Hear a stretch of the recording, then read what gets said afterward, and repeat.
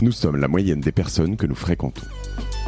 Avec Génération Do It Yourself, je vous propose de rencontrer ensemble des entrepreneurs, sportifs ou artistes qui vont littéralement faire exploser notre moyenne.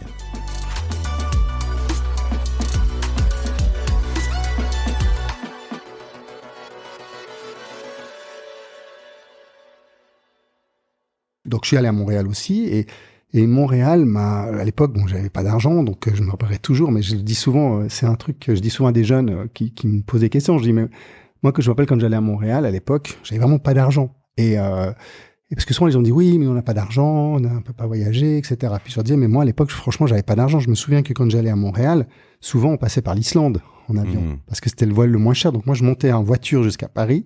Je prenais un vol Paris... Reykjavik, Montréal, et puis j'allais dans un hôtel type auberge de jeunesse en fait. Et j'adorais ça. Enfin, pour moi, j'étais au top de ma vie. Enfin, c'était fantastique. Je partais 15 jours à Montréal voir des choses. Ça apportait un petit truc, petite digression, mais de faire autant de temps de voyage, ces escales et tout, je veux dire, ça donne de la saveur aussi. Une fois que t'es là-bas, c'est quand même un truc de ouf, quoi. Ah oui, non, mais c'est génial. Puis du coup, à Montréal, à l'époque, moi, ce que je découvre à Montréal, et j'ai dit, ça m'a énormément inspiré. C'est pour ça que là, maintenant, nous, on crée un festival à Montréal, c'est rigolo, presque 30 ans après. Donc c'est comme un parcours, comme un retour de la vie et tout, qui est formidable. Mais Montréal m'a énormément inspiré, et notamment parce que à Montréal à l'époque, et c'est toujours le cas aujourd'hui, mais à l'époque il y avait les Américains, il y avait une semaine francophone, une semaine anglophone. Et moi j'arrive à Montréal, première fois que je vais là-bas. J'arrive la première semaine, il y a les francophones, donc je rencontre les 2, 3, les 4 producteurs francophones qui tenaient un peu le marché à l'époque. Et puis il y avait un week-end où c'était le week-end de transition, vous avez les Américains qui arrivaient. Et je crois que le festival francophone terminait le samedi, et le dimanche il y avait le festival anglophone qui commençait pour une semaine. Et donc il y avait cette espèce de week-end un peu à cheval. Et où les Français, je me rappellerai toujours, les Français disaient « Ah, putain, les Américains qui arrivent, c'est l'horreur ». Il y avait l'hôtel qui se remplissait d'Américains qui parlaient fort, le petit déjeuner était pris d'assaut, il y avait les Américains construisaient des stands un peu partout dans la réception, ils envahissaient l'endroit. Et les Français disaient « Oh là là, on est tellement contents de se barrer, ces ricains, on ne les supporte pas, ils nous gonflent et tout ». Et moi, je voyais ça avec fascination. Je disais, mais c'est génial, je vais enfin pouvoir parler avec des gens que je connais pas. Et donc, moi, je restais toujours le week-end, voire quelques jours en plus pour voir les Américains.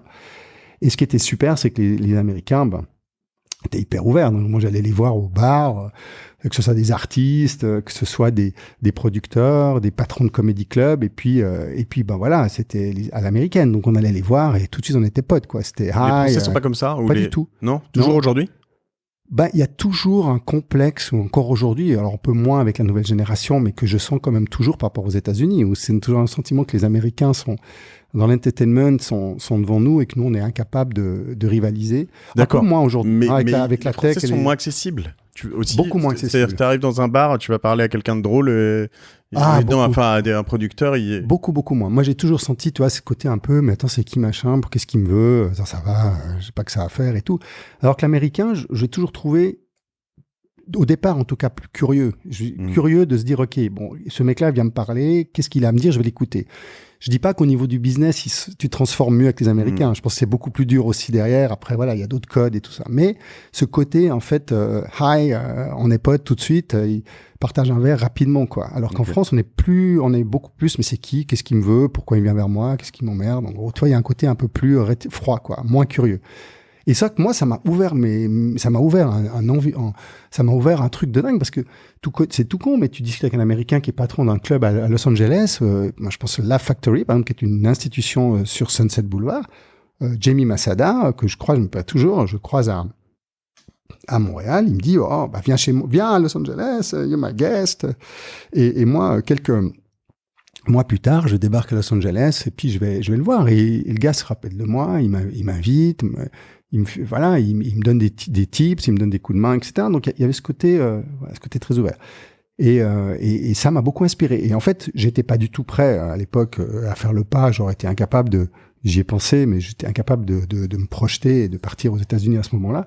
Mais ça m'a ouvert en tout cas quelque chose dans ma tête qui était que, OK, ma vision de comedy is a serious business, Je le dis en anglais même maintenant, parce que ça me fait marrer de rappeler ce moment-là, mais en fait, c'est un truc... c'est un business sérieux. Ouais, et je me suis dit, ok, c'est possible en fait. Je me suis dit, d'accord, en fait, ma vision qu'on peut faire ce métier de manière sérieuse et d'en faire un business, oui, c'est possible.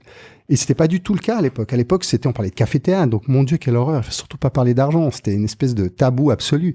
Et moi, je comprenais pas ça. Je comprenais pas. J'ai une salle de 1000 places, il y a 40 euros le billet, ça fait 40 000 euros. C'est de l'argent, quoi. C'est beaucoup d'argent. Donc, il faut savoir le gérer. Puis, si tu le multiplies par 2, 3, 4, etc., ça fait de l'argent. Donc, il n'y a pas de raison. Enfin, je veux dire, c'est important. Donc, moi, je me suis dit, bon, ok, c'est une industrie. Et c'est vrai que, aujourd'hui, on parle des industries créatives et culturelles en France. Ça fait 10 ans, à peu près, 8-10 ans, qu'on parle des industries créatives et culturelles en France. Ça fait 30 ans qu'on en parle au Québec et ça fait 50 ans que ça existe aux États-Unis. Donc, ça m'a inspiré, en fait. Et je suis revenu des États-Unis à ce moment-là en me disant, c'est ça que je veux faire en Europe.